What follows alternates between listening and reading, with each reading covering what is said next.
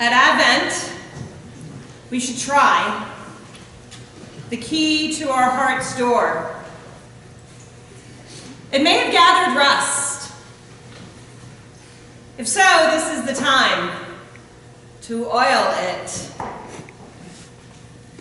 Lord, oil the hinges of our heart's door, that they may swing gently and easily. And welcome your coming. Amen. Amen. Amen.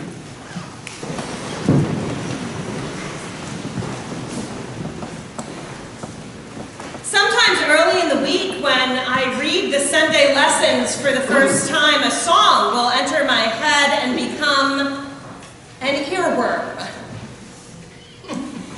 You know what I mean? One song plays over and over again, wrapping around mind, heart, soul. It takes full control.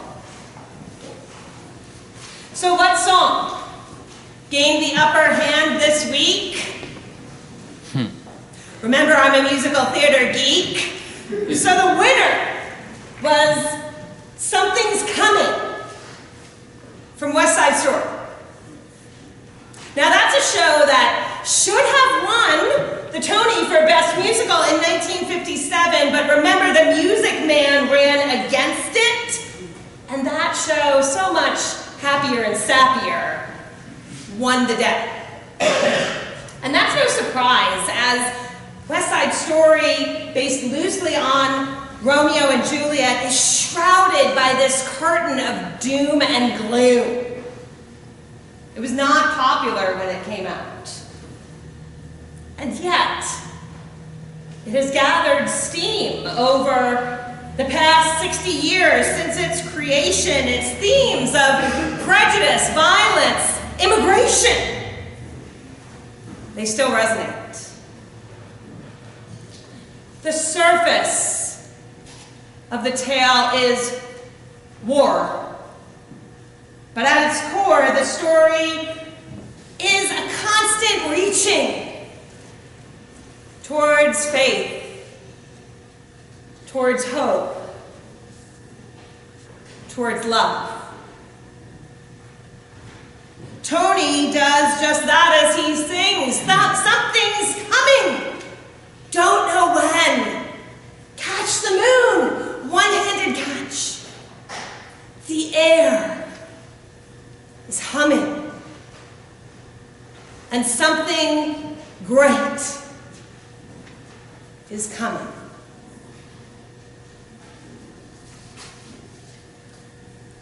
All through God's words heard today, one song is sung. Something's coming. And that something, that someone, is Jesus. Our collect first tells us how Jesus came in great humility, landed on this earthly plane to be with us as one of us.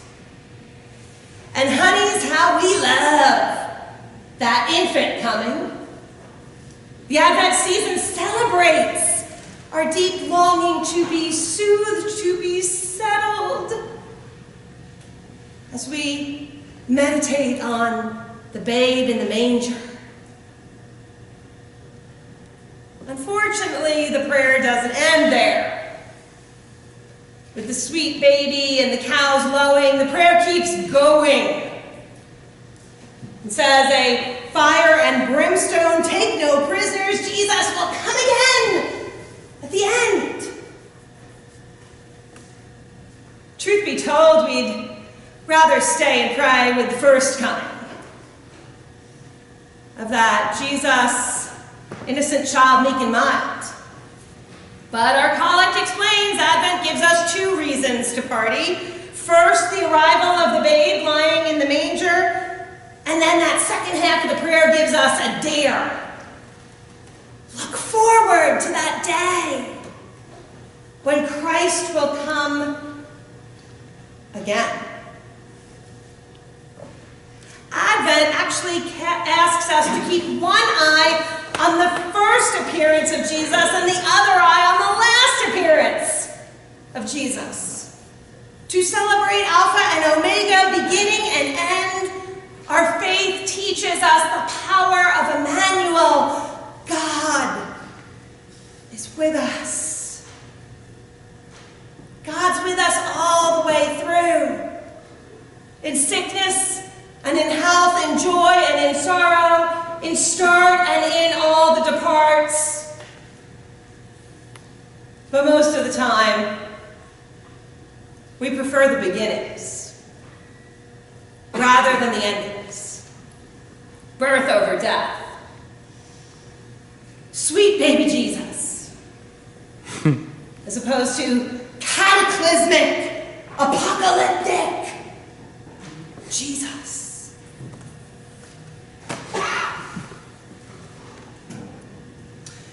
You know, in the world, according to Garp, John Irving writes, you only grow by coming to the end of something and by beginning something else.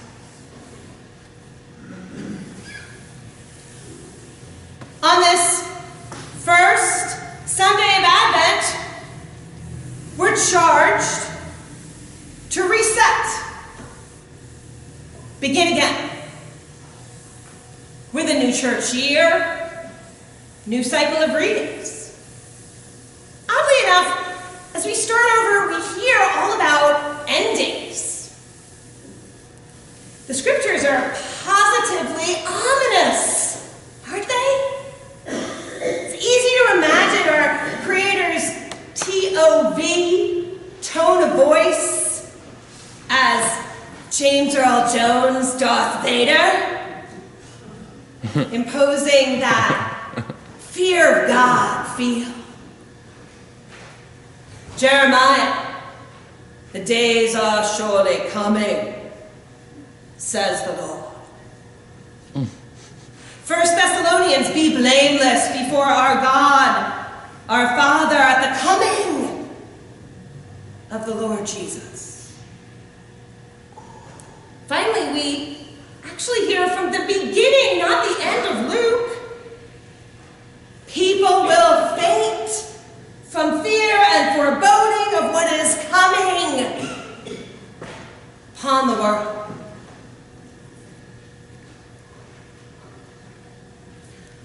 Personally, I think our news, our media, our world, even we ourselves, we are always preparing our ears to hear the worst. We imagine Jeremiah, Paul, Jesus all singing the exact same threatening tune. Something's coming. Jesus is out to get you. Look busy. But just remember the whom they were singing their tune to. Jeremiah to a people in exile. Paul to new Christians being tortured and persecuted. Jesus to a population oppressed and stressed by the Roman Empire. Interestingly enough, this part of Jeremiah actually belongs to a 3-chapter spread nicknamed the Little Book of Comfort. The Little Book of Comfort. Now there's the challenge for us to take comfort in these scriptures. And honestly, we can. Because we're just like our faithful ancestors of long ago. We are constantly experiencing transitory challenges, sufferings, stresses, strains, difficulties.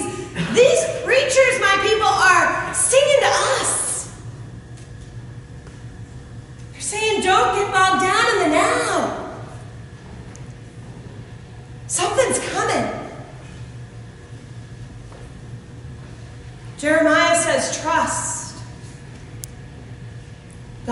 keep God's promises. Paul says, keep the faith. Someone's coming who will make your heart increase. And don't you notice? Luke, as if we hadn't listened 3 weeks ago, gives us the exact same story we heard in Mark in mid-November. Jesus at the temple telling people, see these walls? They're going to fall. So start paying attention to what really matters. Stand up. Look up. Eyes on me. Keep praying and staying on my word. And don't let this world and its ways weigh you down. Be on guard. Be alert. I am coming and I am out to get you. To name and claim you as my own.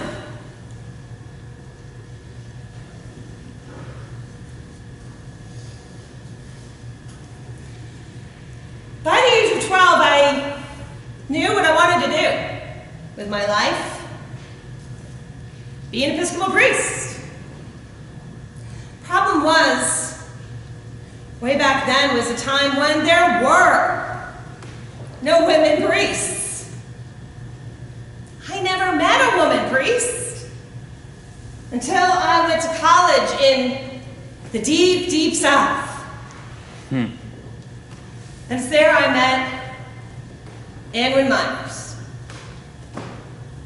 Now, Anwin's stature is small, but her southern drawl is long and lovely, and her words, they always pack a punch. And finally one day I worked up the nerve to knock on her door and fess up my call. And I'll never forget what she said. Madge, darling, if God makes you priest, each morning you'll wake up with a schedule in your head of what to do, who to see, where to go, how to be. You'll start every day thinking you're in charge. And then the phone will ring. Or one person will walk into your office and God will hijack your little plans. By mid-morning, your calendar will be blown to smithereens. Darling, embrace all those little apocalypses. Just take Jesus on the way. You'll be okay. Whatever happens.